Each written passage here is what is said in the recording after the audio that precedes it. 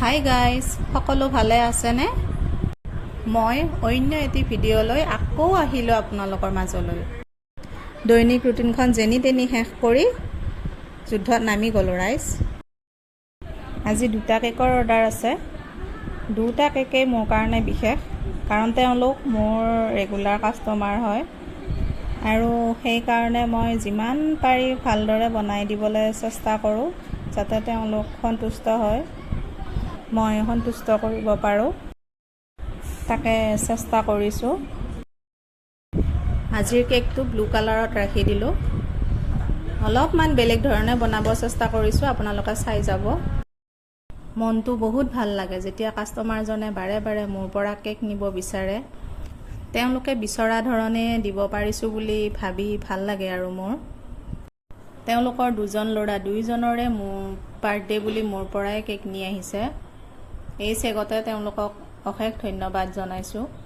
লগতে মোৰ সকলো শুভাকাংক্ষীকো মোৰ ফালৰ পৰা আন্তৰিক ধন্যবাদ জ্ঞাপন কৰিছোঁ। আপোনালোকৰ মৰম আৰু আশীৰ্বাদৰ বাবেহে মই মোৰ ব্যৱসায় এনেদৰে আগবঢ়াই নিব পাৰিছোঁ। এয়া চাওকচোন বাৰু, কথা কৈ থাকি থাকি মই কেকৰ কামটো শেষে কৰি দিলোঁ। এয়া পাতৰ কাম চলি আছে। এনেদৰে পাতো দিছোঁ, কৰি দিছোঁ, লগত কৰি দিছোঁ। যিমান পাৰি সজাব চেষ্টা কৰিছোঁ। আৰু এইটো হৈছে মোৰ প্ৰথমটো কেকৰ ফাইনেল লুক। কেনেকুৱা হৈছে জনাবচোন। লগে লগে 2 নম্বৰ কেকটো আৰম্ভ কৰিছোঁ। এইটো 3 পোৱা ওজনৰ কেক। তলত ৰেড কালাৰ বৰ্ডাৰ দি দিছোঁ। এই কেকটো ৰেড আৰু য়েলো কালাৰত ৰাখিম। ওপৰত 2টা পুতলা বনাই দিছোঁ।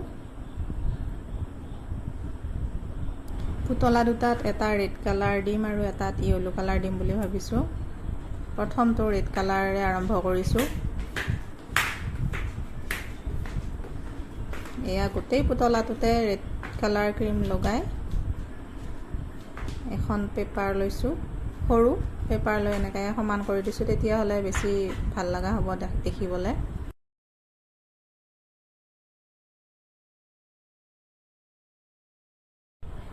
এটা মেকুৰী হৈ গ'ল। এই 2টা মেকুৰীয়ে হ'ব চাগে, মই এতিয়াহে লক্ষ্য কৰিছোঁ আঁকি উঠাৰ পিছত। সম্পূৰ্ণ হৈ উঠাৰ পিছতহে চিনি পোৱা হৈছে মেকুৰী বুলি। বেছি কাম আৰু নাই, হৈ গৈছে। এতিয়া একেখন পেপাৰেৰে আকৌ এনেদৰে সমান কৰি দিছোঁ। পেপাৰখন অকণমান ডাঠ ল'ব, তেতিয়াহে ভাল হ'ব। আৰু ওপৰত এনেদৰে ফিনিচিং দি দিছোঁ। চকু মুখ সকলোখিনি দি দিলোঁ আৰু নামটো এনেদৰে লিখি দিলোঁ। আৰু এইটোৱে হৈছে মোৰ আজিৰ কেকৰ ফাইনেল লুক। ভিডিঅ'টি শেষলৈকে চোৱাৰ বাবে আন্তৰিক ধন্যবাদ জনাইছোঁ আৰু আগলৈও মোক মৰম আৰু আশীৰ্বাদ দি যাব বুলি আশা কৰিছোঁ। আজিলৈ ইমানেই, ধন্যবাদ।